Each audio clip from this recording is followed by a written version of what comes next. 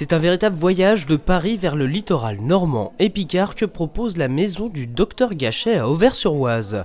L'exposition Paysages de Seine et d'Oise, des chemins vers la mer, lance un cycle d'événements culturels, patrimoniaux, scientifiques ou encore environnementaux regroupés sous l'appellation Val d'Oise Océan. Jusqu'au 28 octobre, cette bâtisse où sont passés des peintres comme Van Gogh, Pissarro ou Cézanne accueille des œuvres impressionnistes de la collection départementale, enrichie de près du musée d'Aubigny. C'est la première fois que toutes ces toiles sont réunies.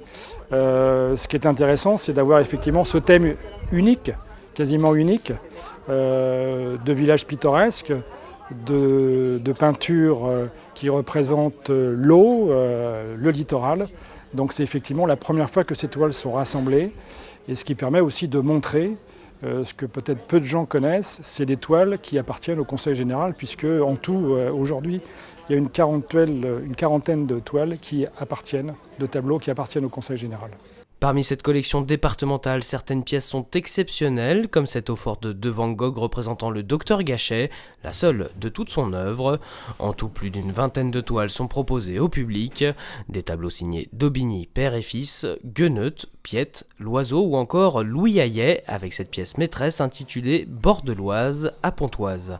Par ses variétés de représentation, ce néo-impressionniste a montré la voie à ses successeurs. Ils ont à la fois représenté les villages des bords de l'Oise et de Seine, mais également ils sont allés pour certains jusqu'à Villerville, c'est le cas pour d'Aubigny, jusqu'au Havre également, toujours pour le même artiste, ou Rotterdam pour Norbert Gueneut.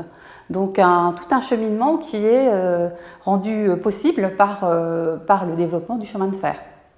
Voilà, donc cette implication aussi, j'allais dire, permet un peu dès cette époque-là, dès la fin du 19e, d'ouvrir Paris vers le littoral atlantique. Et sur cette route se trouve le Val d'Oise, une position stratégique remise au goût du jour avec Val d'Oise Océan, lié à l'aménagement du Grand Paris, un projet qui ouvre la capitale sur la façade maritime et réunit dans un même élan l'Île-de-France, la Normandie et la Picardie, à l'image de cette exposition.